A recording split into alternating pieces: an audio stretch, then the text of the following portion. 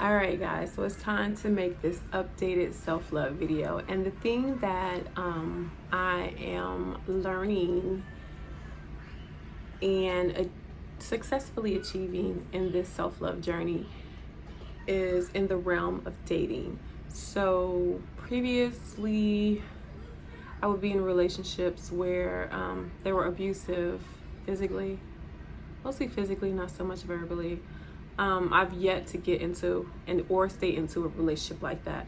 Now, I am currently single at the moment that this video is being filmed. But I do say that I am successfully dating. I'm having a successful dating life because I am paying attention to the red flags. Like, at a certain age, we're too old to sweep things under the rug. Things that are very important and very vital to having a long-lasting, healthy relationship. And I am doing my due diligence to avoid that.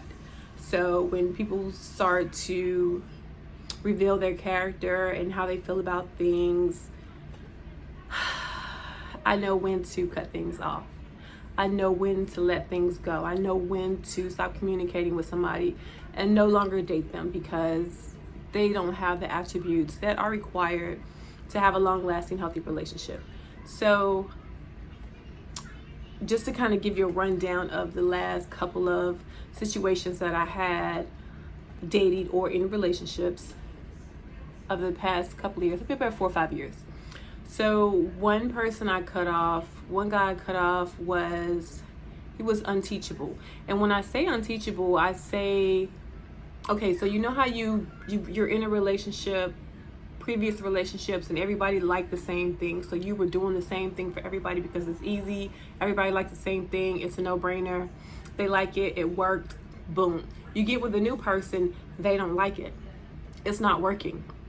And then they I would communicate to him that I didn't like that.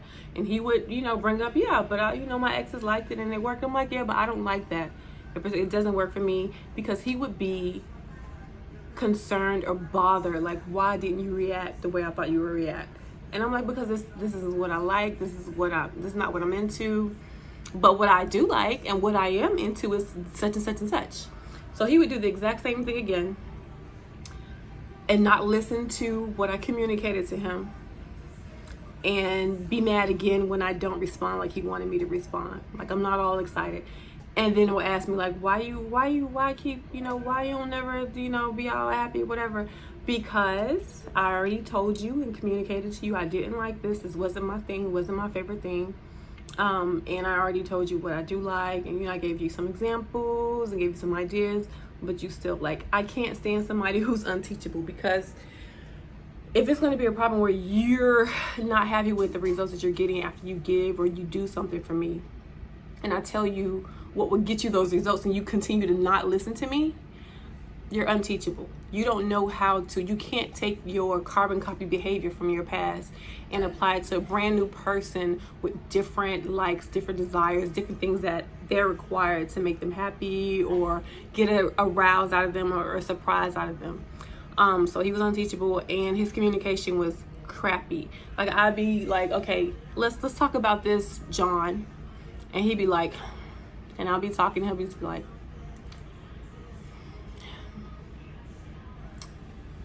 and so with that face, I'm going to say, are you listening? Do you not want to hear this? Like, do I go talk to somebody else outside of the relationship about our problems? Because you don't seem very inviting when I'm trying to communicate with you. That was the issue.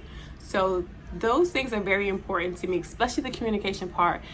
As far as having a long-lasting, healthy relationship, when you have somebody who's very inviting, whatever you need to talk to me about, come talk to me about it. Like, I'm here to listen. I'm not waiting to just respond. That's another thing he did. He just waited for me to shut up so he could respond.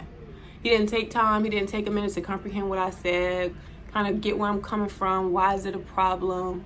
Didn't take time to soak it in and comprehend it. He just was waiting on me to shut up so he could respond. And that's an issue. So everything I'm requiring, I provide. Okay, so I dumped him. Another relationship, this person was very controlling.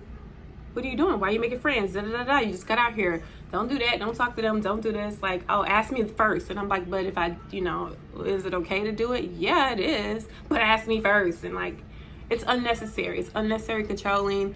This is unnecessary, like, didn't like it. Another thing they would do when you try and have a disagreement and they say, okay, yeah, A, B, C, D, E, F, G, and then you get 5 minutes later into a disagreement, but you just said A, B, C. I don't remember saying A, B, C, D, E, F, G. I don't remember saying that. So you can't disagree, you can't debate, you can't argue with this person because they don't remember what they said. Or they're the type of person that'll slap you in the face and you be like, oh my God, why'd you do that? I'm crying. Like, and they'll be like, well, why are you crying? Because you just slapped me in my face. Why are you crying? Why are you crying? Like, they were that type of person. Almost kind of like a deflector, almost.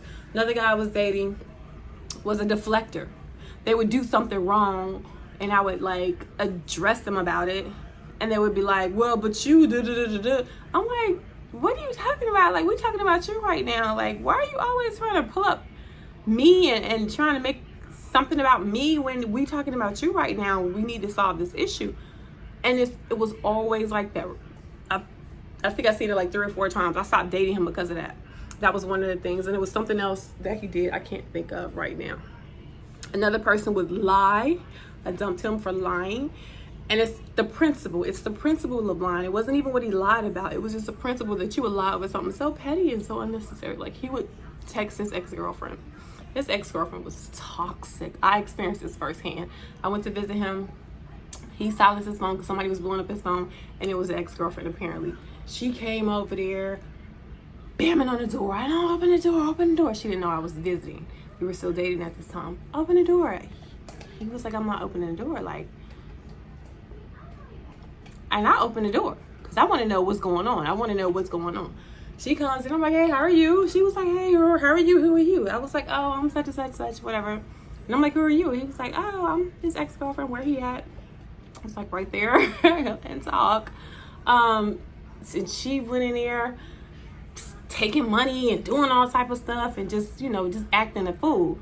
So he picked her up, physically picked her up, and put her outside the door and closed the door. He was like, why you open the door? I said, because I wanted to know what was going on, what's true, what I'm getting into. Like, I want to know. You silenced your phone for a reason. Was that who was calling? Yeah, I don't talk to her no more. I say, well, how she acted, it was really just real toxic, real bad. So she texted him. She was texting him throughout we got together initially. She was texting him throughout the relationship. But not major, nothing, nothing incriminating, nothing bad. But there's one particular text I saw, and I had asked him, I said, are you still talking to your toxic ex? Like, are you still communicating with her? And he was like, no, I'm not. I was like, okay, we can go ahead and proceed into this relationship. He was lying, first of all, he was lying. Looked through his phone, and it was a simple text that I didn't see it in his phone.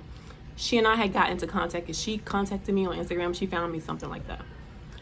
So I was like, yeah, he don't talk to you. Like, I know how to do this reverse psychology thing where I can get whatever information I need out of a woman. So I said what I had to say, and she was like, oh, let me send you proof. I was like, yes, please send me proof. Here's how you send me the information. It was a simple text like, hey, do you have the mechanic's number when we was together at that thing that day a while ago, months ago? And he was like, yeah, here you go. And she was like, oh, thank you. He was like, yeah, whatever you need, I got you. Whatever you need, babe, I got you. Real simple.